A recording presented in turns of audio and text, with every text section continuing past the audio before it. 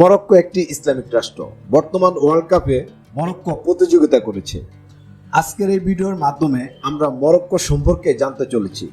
মরক্কোর সংস্কৃতি সম্পর্কে আজকের এই ভিডিওর মাধ্যমে আমরা জানব।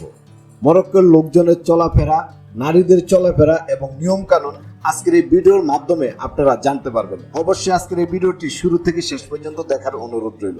মরক্কো এটি আফ্রিকার এমন এক মুসলিম দেশ যাকে অনেকে শুধু পর্যটনের দেশ মনে করেন, কিন্তু বাস্তবে এই দেশটির ইতিহাস, ইসলামী ঐতিহ্য, অর্থনীতি, প্রকৃতি এবং ভবিষ্যতের দিক থেকে পৃথিবীর অন্যতম গুরুত্বপূর্ণ দেশ।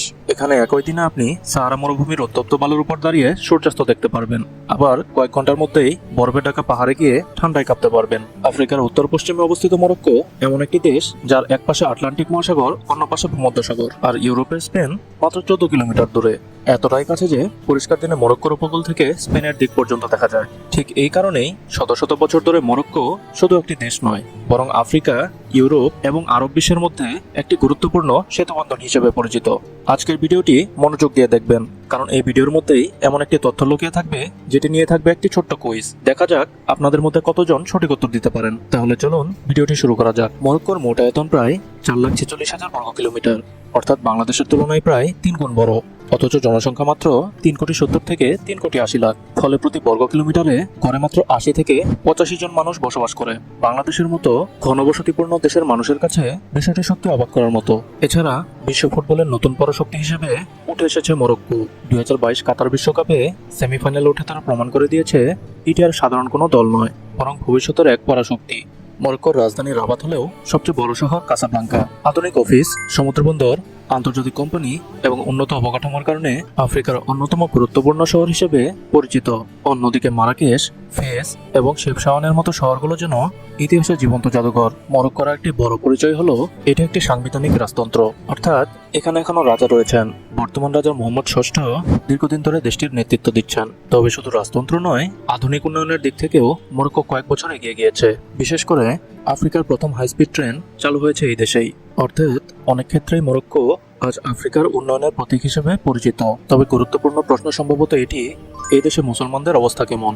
মরক্কোর মোট জনসংখ্যার প্রায় 99.6% মুসলিম, খ্রিস্টান প্রায় 0.09%, ইহুদি মাত্র 0.01%, আর অন্যান্য ধর্ম ও ধর্মবিহীন মানুষ মিলিয়ে প্রায় 0.3%-এরও কম। এ কারণে দেশটির সংস্কৃতি, খাবার, উৎসব, দৈনন্দিন জীবন সবকিছুর মধ্যেই ইসলামের ছাপ স্পষ্টভাবে দেখা যায়। 5 ওয়াক্ত নামাজ, রমজানের রোজা, ঈদের উৎসব সবই অত্যন্ত গুরুত্বের সঙ্গে পালন করা হয়। কিন্তু মজার বিষয় হলো, এত শক্তিশালী ইসলামী পরিচয় থাকার পরও মরক্কোর সংস্কৃতিতে আরব, বারবার, আফ্রিকান এবং ইউরোপীয় ঐতিহ্যের এক অসাধারণ মিশ্রণ রয়েছে। আর এই বৈচিত্র্যই মরক্কোকে অন্য সব মুসলিম দেশের থেকে আলাদা করেছে। এখন একটা প্রশ্ন নিশ্চয়ই আপনাদের অনেকের মনে এসেছে, এত সুন্দর একটা দেশ, কিন্তু অর্থনীতির দিক থেকে মরক্কো আসলে কতটা এগিয়ে? মজার বিষয় হলো, আফ্রিকার দেশ বলেই মরক্কোকে অনেকেই গরিব দেশ মনে করেন, কিন্তু বাস্তব চিত্রটা একটু ভিন্ন। পর্যটন থেকে তারা ভালো আয় করে, তবে শুধু পর্যটনের উপর ভরসা করেই বসে নেই। কৃষি, গাড়ি তৈরি, টেক্সটাইল, নবায়নযোগ্য জ্বালানি এমন অনেক খাত থেকেই দেশটি নিয়মিত আয় করছে। তবে সবচেয়ে বড় চমক লুকিয়ে আছে আরেক জায়গায়। আপনি যদি বাংলাদেশের কৃষির কথা ভাবেন, তাহলে নিশ্চয়ই জানেন ভালো ফসল পেতে হলে সারের কোনো বিকল্প নেই, আর সেই সারের অন্যতম গুরুত্বপূর্ণ উপাদান হলো ফসফেট। অবাক করার বিষয় হলো, বিশ্বের সবচেয়ে বড় ফসফেট মজুদের একটি বড় অংশ রয়েছে এই মরক্কোতেই। একটি দেশের মাটির নিচে থাকা একটি খনিজ যদি পৃথিবীর কোটি কোটি মানুষের খাবার উৎপাদনের সঙ্গে জড়িয়ে থাকে, তাহলে সেই দেশটা কতটা গুরুত্বপূর্ণ হতে পারে? এ কারণেই অনেক বিশেষজ্ঞ মনে করেন ভবিষ্যতের খাদ্য নিরাপত্তার আলোচনায় মরক্কোর গুরুত্ব আরো বাড়বে। এছাড়াও মরক্কোতে প্রচুর অর্গান গাছ জন্মায়। এই গাছের ফল ছাগলের খুবই প্রিয় খাবার। সেই ফল খাওয়ার লোভেই তারা অবলীলায় গাছের ডালে উঠে যায়। আর এই অদ্ভুত দৃশ্য দেখতে প্রতি বছর হাজার হাজার পর্যটক মরক্কোতে ভিড় করেন। এই অর্গান ফলের বীজ থেকেই তৈরি হয় বিশ্বের বিখ্যাত অর্গান অয়েল। অনেকে একে লিকুইড গোল্ড বা তরল সোনা বলেও ডাকেন, কারণ এটি শুধু দামি নয়, ত্বক ও চুলের যত্ন থেকে শুরু করে রান্নার কাজেও ব্যাপকভাবে ব্যবহৃত হয়। অর্থাৎ যে গাছের উপর ছাগল উঠে ফল খায়, সেই গাছে মরক্কোর অর্থনীতির একটি গুরুত্বপূর্ণ সম্পদে পরিণত হয়েছে। অর্থনীতির আরেকটি দিক হলো মানুষের আয়। বর্তমানে মরক্কোর মাথাপিছু আয় 4 থেকে 5,000 মার্কিন ডলারের মধ্যে, বাংলাদেশের তুলনায় কিছুটা বেশি। তাই গত কয়েক বছরে দেশটিতে নতুন নতুন রাস্তা, শিল্পাঞ্চল, কারখানা এবং আধুনিক যোগাযোগ ব্যবস্থা গড়ে উঠেছে।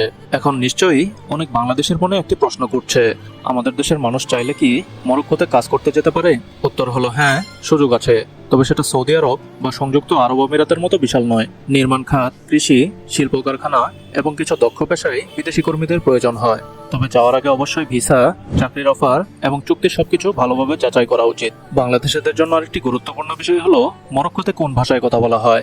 দেশটির সরকারি ভাষা দুটি, আরবি এবং আমাগিস বা বারবার। তবে বাস্তবে আপনি যদি মরক্কোতে যান, দেখবেন বেশিরভাগ মানুষ মরক্কান আরবি বা দারিজা ভাষায় কথা বলে। আরেকটা সুখবর হলো ফরাসি ভাষাও এখানে খুবই প্রচলিত।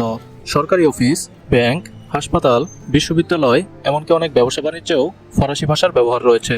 এছাড়াও নতুন প্রজন্মের অনেকেই ইংরেজি বুঝতে ও বলতে পারেন, বিশেষ করে বড় শহর ও পর্যটন এলাকাগুলোতে। তাই বাংলাদেশ থেকে যদি কেউ কাজের জন্য, পড়াশোনা বা দীর্ঘ সময়ের জন্য মরক্কোতে যেতে চান, তাহলে অন্তত ফরাসি ভাষার মৌলিক জ্ঞান থাকলে সেখানে মানিয়ে নেওয়া এবং চাকরির সুযোগ অনেক সহজ হয়ে যায়। আর যদি ঘুরতে যাওয়ার কথা বলেন, তাহলে মরক্কো সত্যি অন্যরকম অভিজ্ঞতা দিতে পারে। ভাবুন তো, সকালে সাহারা মরুভূমিতে সূর্যোদয় দেখলেন, দুপুরে কয়েকশো বছরের পুরনো কোনো ঐতিহাসিক শহরের সরগলিতে হাঁটছেন, আর পরের দিন ঘুরছেন সেই বিখ্যাত নীল শহর শেফশাওয়ানে। এখন আপনাদের কাছে একটি ছোট্ট প্রশ্ন, যদি আগামীকালই মরক্কো যাওয়ার একটি ফ্রি টিকিট পান, তাহলে প্রথমে কোন জায়গাটা দেখতে চাইবেন? সাহারা মরুভূমি, নীল শহর শেফশাওয়ান নাকি কাসাব্লাঙ্কা? এখন প্রশ্ন হলো, সবকিছু মিলিয়ে মরক্কোতে মানুষের জীবন আসলে কেমন? যদি বাংলাদেশের সাথে তুলনা করা হয়, তাহলে প্রথমেই একটি বিষয় চোখে পড়বে। বাংলাদেশে যেমন বড় শহরগুলোতে মানুষের ভিড়, যানজট আর ব্যস্ততা খুবই স্বাভাবিক একটি দৃশ্য, মরক্কোতেও কাসাব্লাঙ্কা বা মারাকেশের মতো শহরগুলো বেশ প্রাণবন্ত।